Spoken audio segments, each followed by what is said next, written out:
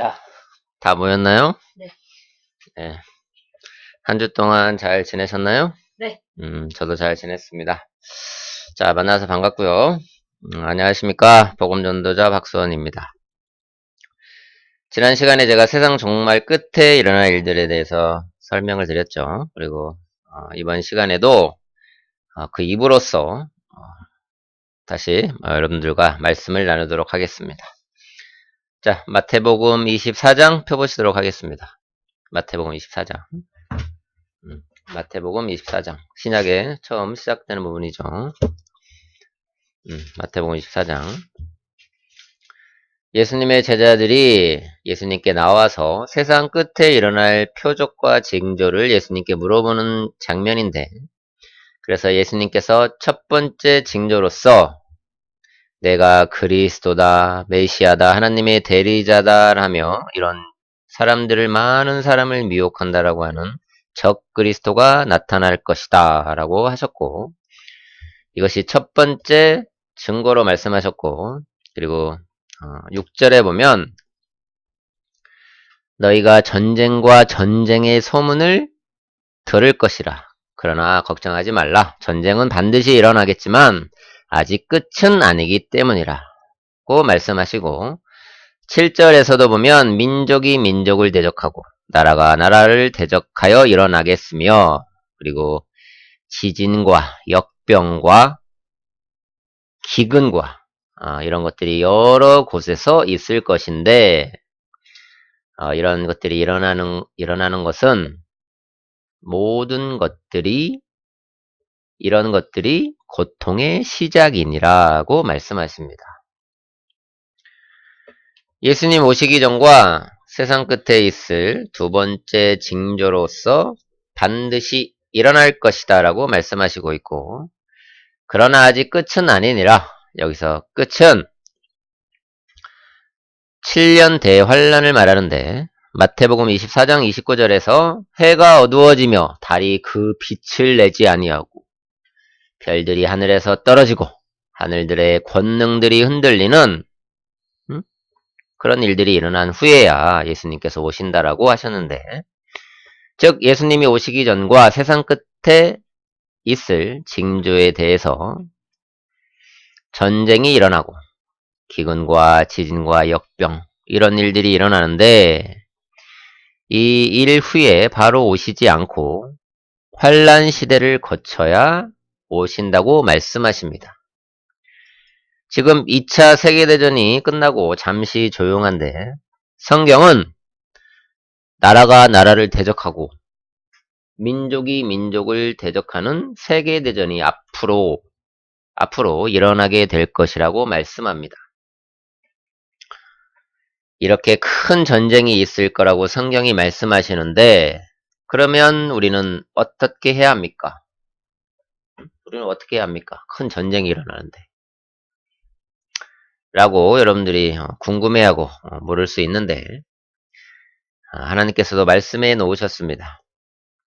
22절에 만일 그날들이 단축되지 아니하면 어떤 육체도 구원받지 못하리라고 하신 것처럼, 혼란에 남겨진 사람들을 위해서 그날들을 단축하여 주옵소서라고 기도하는 것 외엔 우리가 다른 방도가 없는데, 이는 35절에 하늘과 땅은 없어져도 내 말들은 결코 없어지지 아니하리라고 하나님께서 말씀하셨기 때문입니다. 그리고 또 다른 징조로 기근과 역병과 지진이 여러 곳에서 일어난다고 말씀하셨는데, 기근으로 먹을 것이 없어서 어린아이들부터 3초에 1명이 지금 굶어 죽어가고 있고, 역병으로 전 세계가 고통받고 있습니다. 요즘 시대에는 많은 사람을 살상할 수 있는 전염병이 전 세계적으로 일어나고 있고, 많은 사람도 이로 인해서 죽어가고 있으며, 전염병이 창궐하면 경제 또한 흔들리고 그 파급 효과는 우리의 상상을 초월합니다. 그죠? 그리고 또한 동물들에게도 전염병이 돌아서 잠잠하다 싶으면 또다시 일어나고, 이런 일들이 반복되고 있습니다. 지진 또한 시시때때로 전 세계적으로 일어나고 있으며 우리나라도 지진이 일어났다는 뉴스를 듣는데 제가 어릴 때만 해도 요즘처럼 우리나라가 지진에 대한 이런 뉴스를 자주 접할 수 없었는데 그죠? 참 요즘에는 지진에 대한 소식이 자주 들려옵니다. 이처럼 성경은 세상 마지막 때에는 인간들이 서로 죽고 죽이는 전쟁을 예고하고 있고, 그리고 그것도 반드시 일어나고, 자연재해로 많은 사람들이 고통받는다고 말씀하고 계십니다. 예수님을 믿지 않은 사람들도 이렇게 말합니다. 뭐라고 얘기합니까? 예수님을 믿지 않는 사람들도, 세상 정말 말세야, 말세. 이렇게라고 많이 말씀을 하죠. 그죠? 지금 이 시대는 예수님께서 말씀하신 것처럼 저런 일들이 일어나려 하고 있고, 일어나는 것을 보면 정말 세상 종말이 다가온 것 아닌가라고 생각하게 됩니다. 그죠? 응? 그러나 아직 끝이 아닙니다. 예수님께서는 밤에 도둑같이 아무도 그 씨를 모를 때 오신다고 말씀하셨는데 분명한 것은 이 세상 끝에는 적그리스도, 전쟁, 기근, 역병, 지진 등이 여러 곳에서 즉 세계 곳곳에서 일어난다는 것입니다. 그렇다면 우리는 무엇을 준비해야 합니까? 라고 물을 수 있는데요. 하나님, 세상 끝에 예수님 오시기 전에 저런 무서운 일이 일어나지 않고 조용히 편안하게 오시면 안 되나요? 이렇게 기도할 수 있고 바랄 수 있습니다. 저도 그랬으면 좋겠다고 생각합니다. 그죠? 무섭죠? 저는 뭐 지진이 일어나고 전쟁이 일어나고 무섭죠? 저도 무섭습니다. 그러나 그것은 우리들의 바람일 뿐 하나님께서는 하나님의 일을 실행하실 것입니다. 고린도후서 6장 2절을 보면 보라 지금은 은혜 받을 때요 보라 지금은 구원의 날이다 라고 말씀하십니다. 그래서 우리는 지금 예수님을 믿고 구원을 받아야 합니다. 여러분들이 이렇게 예수님을 믿는 것처럼 그래서 구원을 지금 받으라는 것입니다. 저런 무섭고 두려운 일이 일어나서 순식간에 자신이 어떠한 상태가 될지 모르니 구원을 받아놓고 여러분들이 일을 하든지 공부를 하든지 사업을 하든지 무슨 일이든지 하라는 것입니다. 2014년에 노아라는 영화를 보신 분들은 조금 아시겠지만 노아라는 영화 보신 분 있나요? 봤나요? 보신 분도 있네요. 창세기 6장 14절에서 22절까지 보면 노아가 방주를 만들면서 하나님의 심판이 임하여 모든 것들을 진멸하시겠다고 하시니 여러분 하나님을 믿으십시오. 이렇게 만드는 날 동안 노아의 가족들은 많은 사람들에게 하나님의 말씀을 전하고 이렇게 복음을 전했을 것입니다. 그러나 사람들은 하나님의 말씀을 무시하고 하나님의 말씀을 믿지 않는 대가로 인해서 노아의 가족들만 제외하고 전부 물로 전멸되었다고 하라고 성경은 기록합니다. 마지막 때에도 노아의 때처럼 베드로서 3장 3절 4절의 말씀에 마지막 날들에 조롱하는 자들이 와서 그가 온다는 약속이 어디 있느냐? 이렇게 조롱하죠. 야, 예수님이 언제 온다고 얘기했냐? 그러면서 참 지금 이 세상이 얼마나 살기 좋은데 라고 예수님이 오시는 걸 조롱한다고 하는데 우리는 그리고 지금 우주정거장을 건설하는 첨단 과학이 발달하고 있는 시대에 우리가 살고 있는데 어떻게 예수님이 오신다고 하느냐. 그리고 2000년이 지났어도 안 오시는데 대체 언제 오신다는 것이냐, 이렇게라고 조롱한다고 합니다. 그리고 우리가 예수님의 재림을 얘기하면 색안경을 끼고 이렇게 쳐다보는데, 왜 예수님이 왜 재림을 얘기하지? 이렇게 사람들이 본다는데, 그러나 성경은 예수님께서 다시 오신다고 증거하고 있다는 것입니다. 내가 너희를 위하여 처소를 마련하면 반드시 데려가시겠다고 말씀하신다는 것입니다. 그리고 현재 교회 시대가 끝이 나면 예수님께서 마태복음 24장 8절에서 이 모든 것들의 고통의 시작이니라. 환란 시대가 올 것이라고 친히 말씀해 놓으셨고, 요한계시록 6장부터 19장의 일들은 다니엘 9장에서 다니엘의 70제주로, 예레미야 30장 7절에서는 야곱의 고난의 때로, 그리고 다니엘 12장 1절에서는 고난의 때로 불리는 환란 시대가 이 땅에 나타나게 되는데, 여러분이 요한계시록을 읽어보시면 아시겠지만 9장 6절에 환란 시대에 살게 될 사람들의 고통은 계시록 9장 6절에 사람이 죽음을 구하여도 찾지 못할 것이요, 또 죽으려고 애를 써도 죽음이 그들을 피할 것이다 라는 말씀처럼 환란 시대에는 사는 고통이 얼마나 크고 심하면, 그래서 사람들이 죽고 싶은 마음이 생겨서 자살을 시도하는데, 그러나 환란 시대에는 죽을 수도 없는, 자살을 시도했는데 죽을 수도 없습니다. 환란 시대는 그런 시대가 도래한다고 말씀하십니다. 우리나라는 36분 정도에 한 명씩 자살을 해서 생을 마감한다고 하는데, 그래서 우리나라의 자살률은 세계 탑 수준인데, 그러나 환란 시대가 도래하면 자신이 고통스러워 죽고 싶은데 죽음이 그 사람을 피해버린다라고 하는 7년 대환란 시대가 올 것이라고 성경이 말씀합니다. 이런 무서운 시대가 옵니다. 지금은 자신이 괴로우면 자신의 목숨을 끊을 수도 있지만, 앞으로 다가올 환란 시대에는 예를 들어 20층에서 떨어져 자살을 시도하나 그냥 아파서 고통만 있을 뿐 죽지 않는, 죽을 수도 없는 그런 무서운 시대가 도래한다고 성경이 증거합니다.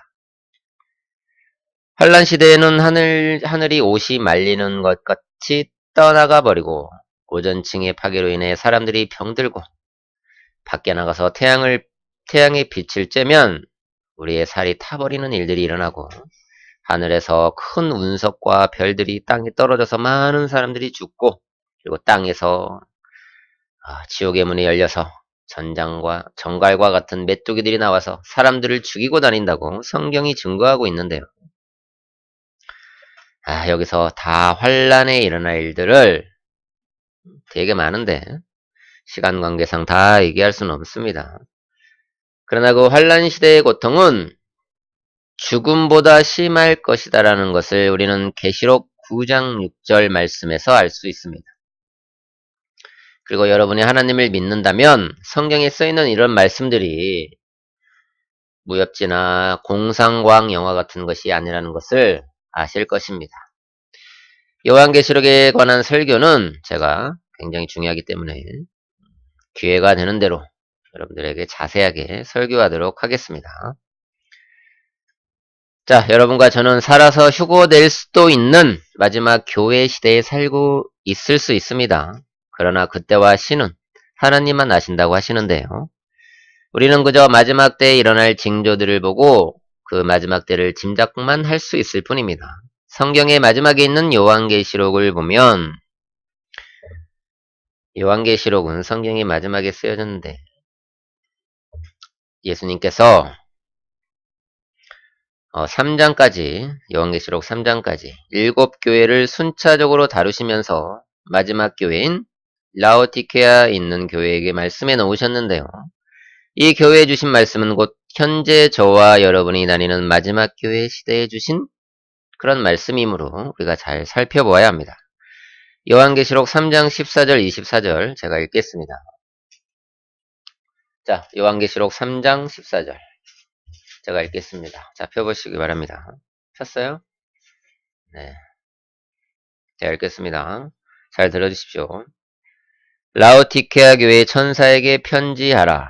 아멘이시오 신실하고 진실한 증인이시며 하나님의 창조를 시작하신 분이 이 일들을 말씀하시느니라. 내가 내 행위를 아노니 내가 그처럼 미지근하여 차지도 아니하고 덥지도 아니하도다. 나는 내가 차든지 덥든지 하기를 원하노라.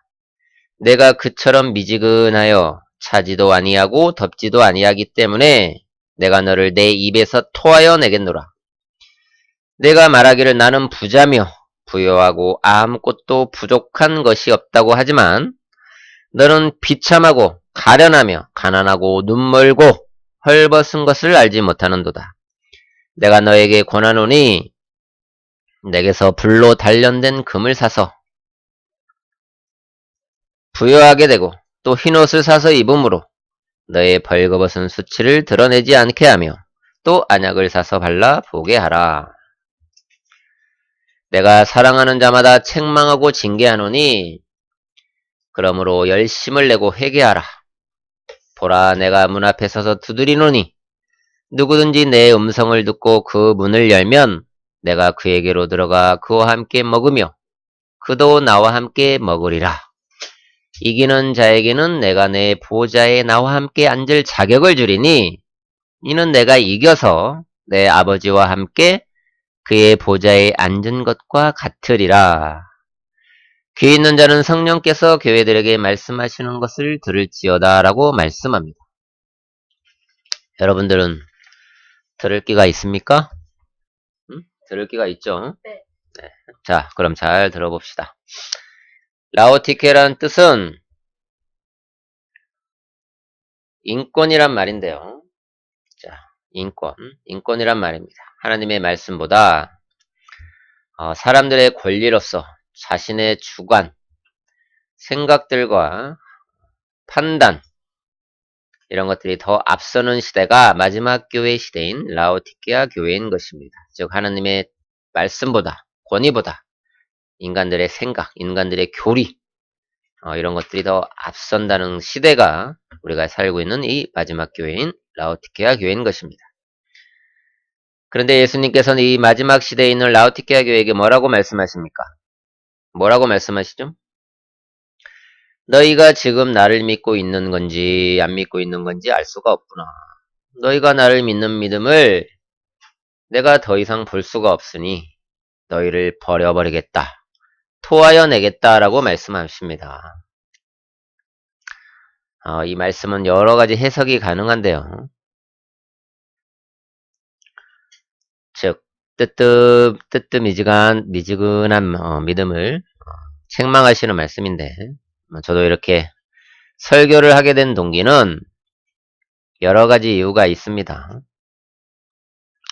우리가 예수님을 믿는다고 하면서 예수님을 저 사람이 믿는 건지 안 믿는 건지 알 수가 없는 상태가 미지근한 상태인데 제 가까운 친인척 권사님 한 분이 계시는데 그분은 교회를 몇십 년 다니고 계신 분입니다. 여러분도 교회 다닌 지 오래됐죠? 집사님들도. 네. 제가 그분과 예수님 얘기를 나누다가 이런 질문을 드린 적이 있는데요. 첫 번째 질문은 권사님은 교회를 왜 나가시나요? 란 질문과 교회는 왜 나가세요? 왜 교회에 오셨어요? 두 번째 질문은 예수님은 왜 믿으세요? 그리고 세 번째 질문은 구원은 어떻게 받는지 아세요? 라는 제가 이렇게 질문을 드렸습니다. 여러분 주위에도 예수님을 믿는다고 하는 사람들에게 기회가 되시면 한번 물어보시기 바랍니다. 그리고 자신에게도 한번 자문해 보시기 바랍니다. 몇십 년을 교회를 다니는 분인데도 제가 저렇게 세 가지 질문을 한 질문에 대답을 못하시는 걸 보고 제가 엄청난 충격을 받았습니다. 몇십 년을 교회를 나가셨는데 어떻게 구원받는지도 모르고 교회는 왜 나간지도 모르고 예수님을 왜 믿어야 하는지를 모르고 있다는 것입니다. 물론 갑자기 물어보니까 말문이 막혀서 그럴 수도 있는데 그러나 그 정확한 자신이 예수님을 믿는 건지 그리고 무엇을 믿어야 구원받는지를 정확히 모르시는 분들이 너무나 많은 것 같습니다. 우리는 흔히 말합니다. 나 교회 다닙니다. 나 성당 다닙니다. 나 예수님 잘 믿고 있어요. 그래요. 그럼 다시 한번 묻겠습니다. 구원은 어떻게 받나요? 구원은 어떻게 받나요? 제가 말씀드렸죠. 여러분들한테는. 이런 질문 한 가지에도 아마 말문이 막혀버릴 것입니다.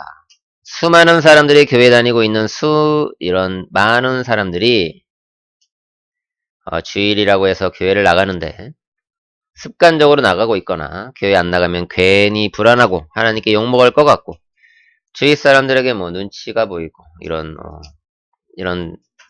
이유로 다니는 분들이 아마 그냥 제 개인적인 생각입니다. 이것은 아마 한 90% 이상이 되지 않을까 이렇게 생각합니다. 그리고 여러분 주위에 교회 다니는 분들에게 한번 물어보세요. 교회는 왜 다니시고 구원은 어떻게 받고 예수님은 왜 믿으시는지를. 언젠가부턴가 사람들은 구원파라는 교회가 나와서 세상을 떠들썩하게 했다고 해서 여러분 구원은 어떻게 받는지 아세요? 라고 물어보면 그런 사람을 이상하게 쳐다보는 경향이 있는데요. 제가 오늘 하나님 말씀을 들어 진리를 말씀드리겠습니다. 교회를 우리가 다니는 이유는 잘 들어보세요. 우리가 교회를 다니는 이유 왜 다닙니까? 마태복음 16장 18절 19절 말씀에 그 이유가 나옵니다.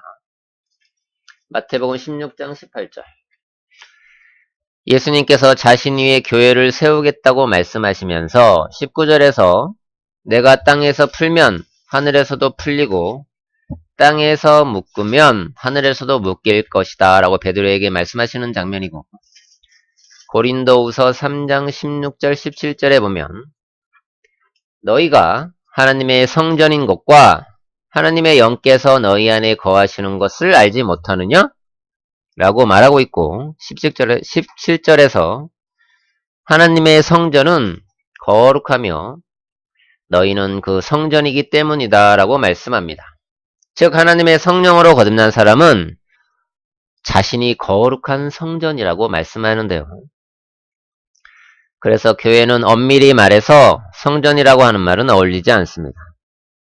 하나님께서 계신 곳이 곧 그곳이 성전이지 하나님께서 계시지 않는 곳은 그저 콘크리트 건물일 것입니다. 이해가 가시죠? 이해가 가시죠? 그리고 땅에서 묶이면 하늘에서도 풀리고 묶인다는 이 뜻은 우리가 한 영혼에게 복음을 전해서 그 사람이 복음을 듣고 구원을 받으면 즉 죄에서 풀려나는 뜻이고 그러나 그 사람에게 복음을 전하지 않고 그대로 두면 그 죄가 그대로 있다는 뜻입니다. 그래서 하늘에서도 풀리지 않는다는 뜻입니다. 그래서 성령으로 거듭난 사람들이 교회에 모여서 서로 연합해서 기도를 하고 예배도 드리고 그리고 말씀을 듣고 나가서 전도하고 또한 복음을 전하는 분들의 그런 분들이 많죠. 이런 분들의 생활도 돕고 성도들 중에 가난한 성도들도 우리가 도와주며 그리고 서로 교제를 나누며 이렇게 하는 것이 교회인 것입니다. 그리고 예수님을 믿는 이유는 성경에 여러 말씀들이 있지만 그 중에서도 사도행전 4장 12절에 베드로가 이렇게 말합니다. 사도행전 4장 12절 다른 이에게는 구원이 없나니 이는 하늘 아래에서 우리가 구원받을 수 있는 다른 이름을 인간에게 주신 적이 없음이라. 인간에게 구원받을 수 있는 다른 이름 예수님 외에는 그 누구를 의지하고 신뢰한다고 해서 갈 수가 없다고 성경이 증거하고 있기 때문에 우리가 예수님을 믿는 이유입니다. 그리고 우리가 어떻게 해야 구원을 받을 수 있습니까? 라고 물으면 이런저런 성경 말씀들을 들고 올 텐데요. 사람들이 창세기 3장은 우리 인간이 하나님께 죄를 지음으로 에덴 동산, 즉 하늘나라에서 이 땅에 쫓겨나게 되고, 그래서 그 죄가 세상에 들어옴으로 우리 인간들이 이 죽음의 땅, 흑암에 갇힌 자들이 되고, 그래서 인간들이 죄를 없애주는 무엇인가 필요하게 되는데, 그래야 다시 하나님의 나라에 갈 수 있기 때문인데요. 그래서 골로새서 1장 13절 14절에 보면 그분께서 우리를 흑암의 권세에서 구하여 내셔서 그분의 사랑하는 아들의 나라로 옮겨주셨으니.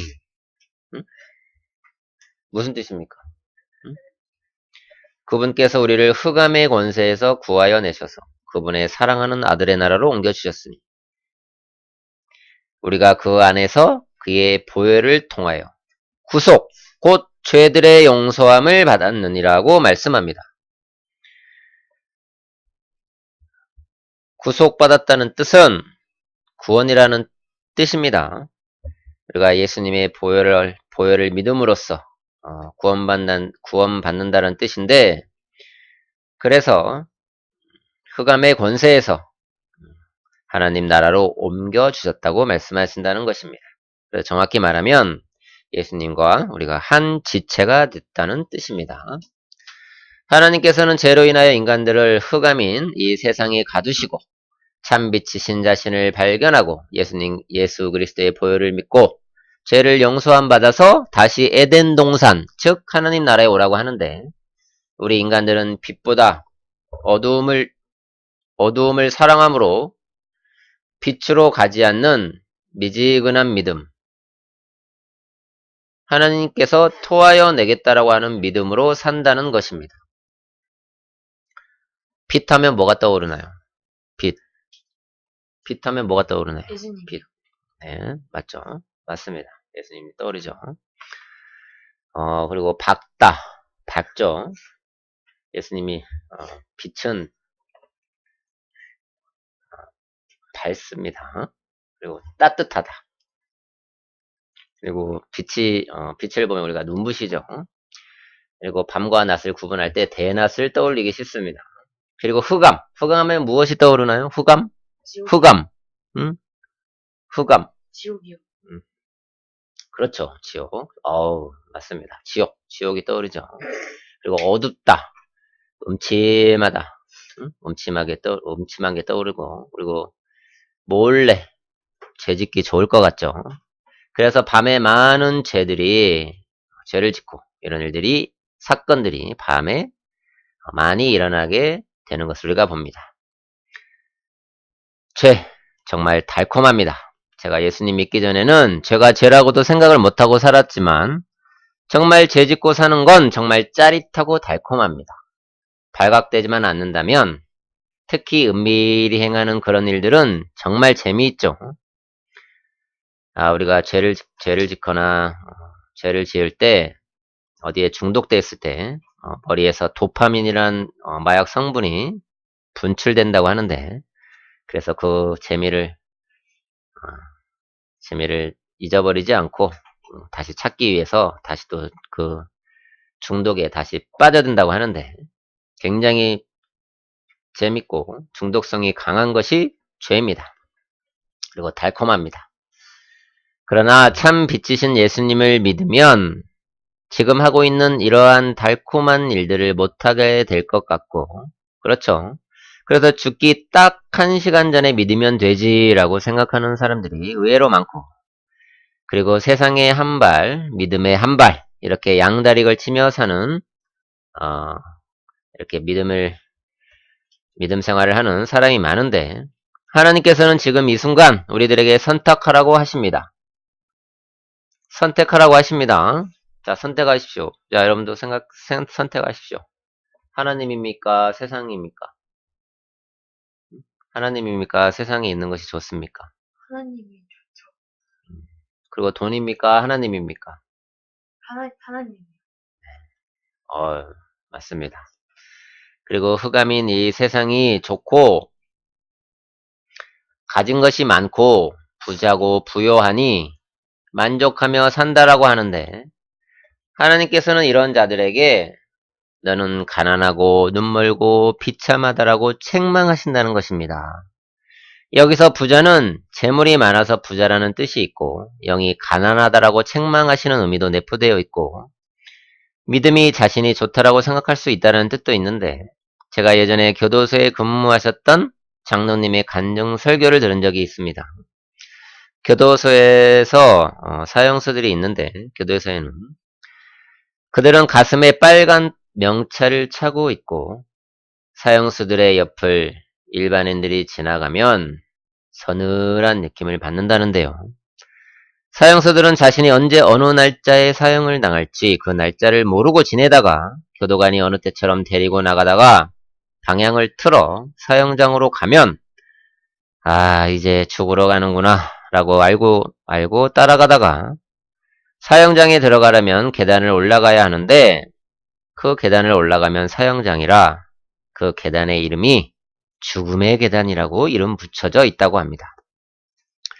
그 죽음의 계단 앞에 서면 세상에서 아무리 담력이 크고 흉악한 어떤 사형수라도 두렵고 무서워서 혼절하거나 고래고래 소리를 지르거나 올라가지 않으려고 발버둥 치거나 그리고 어떤 사형수는 바지에 오줌도 지린다고 하는데 그러나 어떤 사형수는 이 죽음의 계단을 성큼성큼 올라가는 사형수도 있다고 합니다.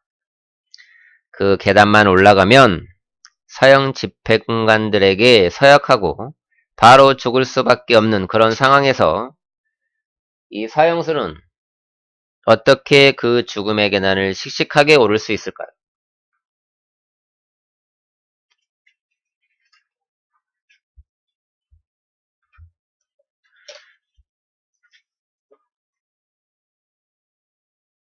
이 사형수는 감옥에 있을 때 이 간증설교를 하는 장로님에게 복음을 듣고 예수님을 믿게 되었다고 합니다. 그래서 그 무서운 죽음의 계단을 나 같은 죄인 살리신 주네 놀라워 잃었던 생명 찾았고 광명을 얻었네. 이렇게 찬송가를 부르며 그 죽음의 계단을 올라가서 사형을 집행하는 사람들에게 도리어 예수님을 믿으라고 복음을 전하며 내가 먼저 하나님 나라에 가 있을 테니 여러분도 예수님 믿고 나중에 다시 만나자고 하고 편안하게 죽음을 받아들이고 죽는다고 합니다. 교도소에 있는 사람들은 이 세상에서 죄를 지어서 그것에 법에 걸려서 교도소에 가게 되거나 아니면 억울하게 누명을 쓰고 교도소에 있던지 할 텐데요. 그러나 우리가 은밀하게 걸리지 않고 죄를 짓는 것들은 그럼 어떻게 될까요? 이 세상에서 죄를 지으면 벌을 받는데 그럼 들키지 않고 그런 짓는 죄들은 어떻게 될까요? 그리고 들키지 않고 죄를 짓다가 죽으면 어떻게 될까요? 어떻게 될까요? 지옥 가죠. 맞습니다. 히브리서 9장 24절에 한 번 죽는 것은 정해진 이치요. 그 뒤엔 심판이 있느니라는 말씀이 있고 로마서 6장 23절에서는 죄의 삭은 사망이요. 이런 말씀이 있는데요. 곧 죄를 지면 그 대가로 우리는 사망, 즉 죽음을 받는다고 성경이 기록합니다.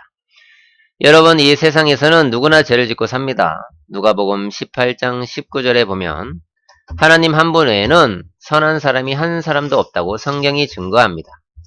그래서 인간은 인간들의 죄를 대신 갚아주실 예수님을 믿어야 한다는 것입니다.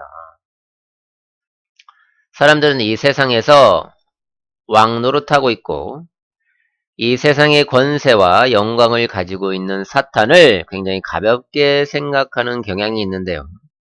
히브리서 2장 14절 15절에 보면 예수님께서 십자가에서 돌아가신 이유가 죽음의 세력을 가진 자, 곧 마귀를 멸망시키시며 죽음을 두려워함으로 평생을 노예로 속박되어 있는 자들을 놓아주려 하심이라고 말씀하셨는데요.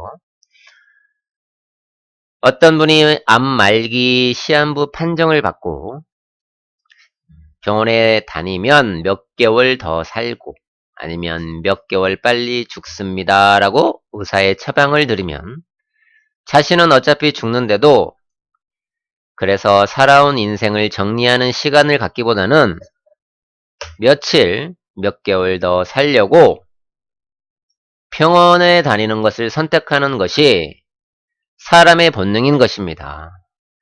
이렇듯 사람들에게 죽음은 공포의 대상이고 두려움을 갖게 만드는 것이 사실입니다.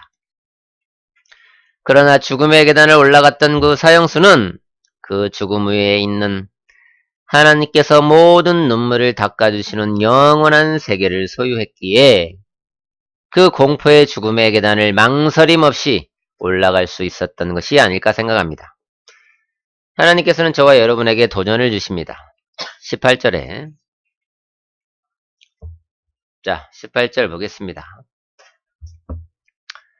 내게서 불로 단련된 금을 사고 즉 고난과 시련을 이겨내라는 뜻이고 믿음의 시련을 받는 자가 즉 그래서 부자고 그리고 흰옷을 사서 입으라는 뜻은 즉 예수님의 보혈을 믿고 구원받아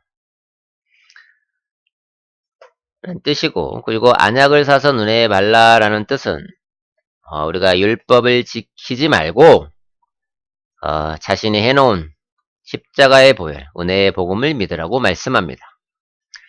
자, 이렇게 스스로 부족한 것이 없다고 생각하며 마지막 교회 시대에 살고 있는 우리들에게 하나님께서 19절에 내가 너희를 사랑하기 때문에 너희를 징계하고 책망하신다고 하십니다. 인간들은 사랑하는 누군가의 눈치를 살펴 잘못된 일을 해도 그저 오냐오냐 하며 사랑만 하는데 하나님께서는 사랑하는 자를 책망하시고 징계하신다는 것입니다.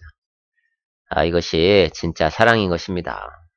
사랑하는 자가 나쁜 길로 가고 있고 잘못된 길로 잘못된 일을 하면 책망하고 징계하는 것이 하나님의 사랑인 것입니다.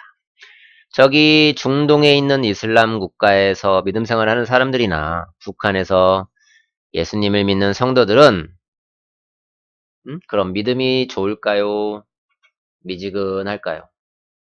믿음이 좋죠. 어느 목사님이 사람이 예수님을 믿게 되는 이유가 여러 가지가 있는데 그 중에서도 죽을 병에 걸리거나 사업이 부도가 나거나 감옥에 가는 이런 여러 가지 고난이 찾아왔을 때 그 중에 한 가지가 찾아왔을 때 예수님을 믿을 수 있는 확률이 높아진다고 하셨는데요.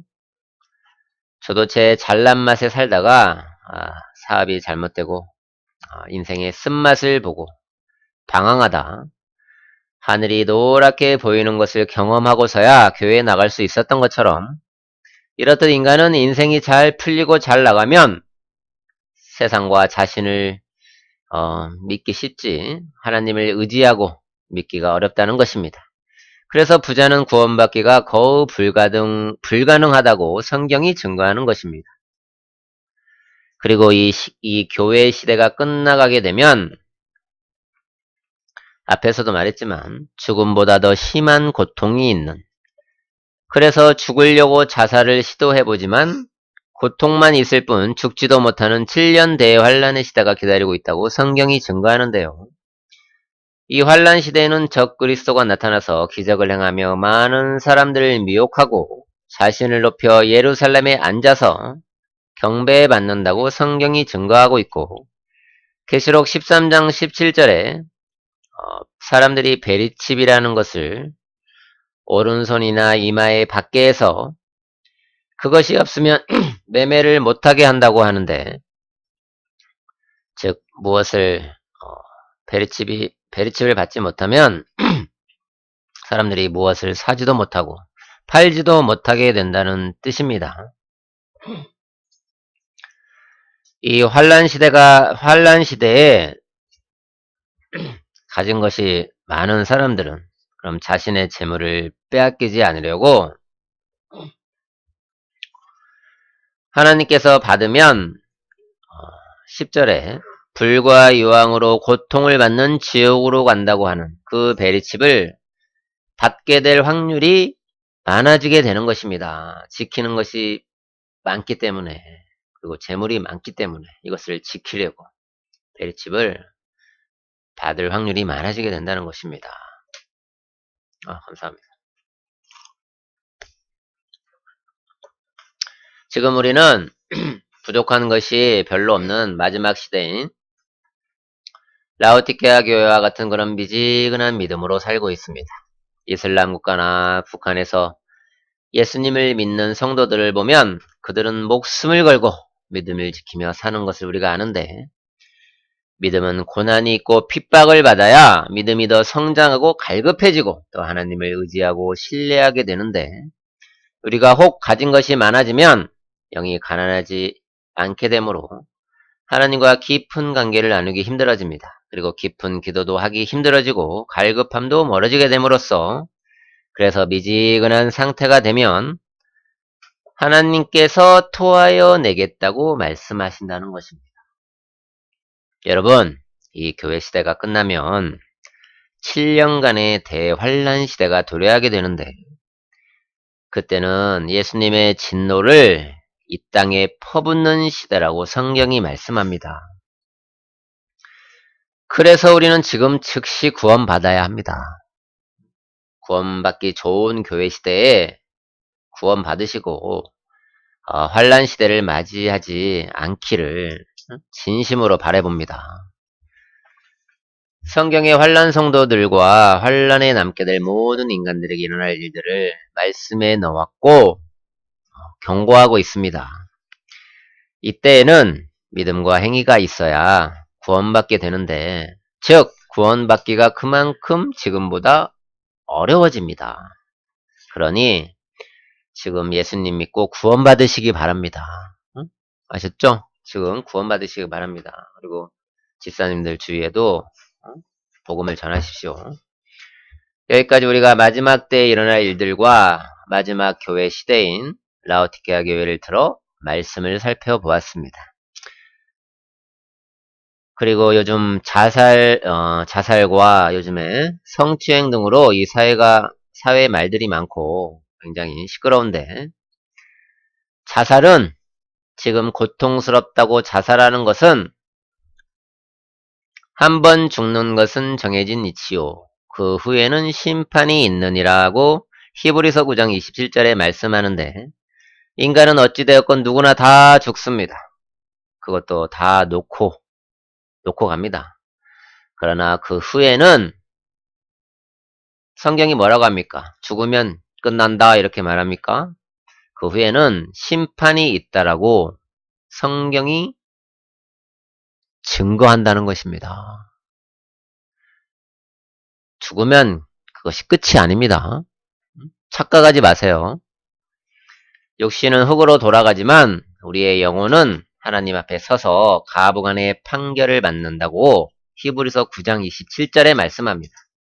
그리고 누가 성추행했다느니 하며 말들이 많은데요. 요한복음 8장 7절에 예수님께서 말씀합니다. 간음하다가 현장에서 잡힌 여인을 바리새인들이 끌고 예수님께 왔는데, 예수님께서 말씀하십니다. 너희 중에 죄 없는 자가 먼저 돌로 쳐라 라고 예수님의 말씀에 저는 저는 흉악한 죄인입니다. 간음하다가 현장에서 잡힌 저 여자를 그래서 돌로 치지 못하겠습니다. 그저 불쌍히 여겨 주옵소서, 긍휼히 여겨 주옵소서, 하나님 아버지라고 기도할 뿐입니다. 다음 시간에 다음 시간에는 이 세상 종말 끝에 있을 징조에 대해서 더 살펴보는 시간을 갖도록 하겠습니다. 수고들 하셨습니다. 감사합니다.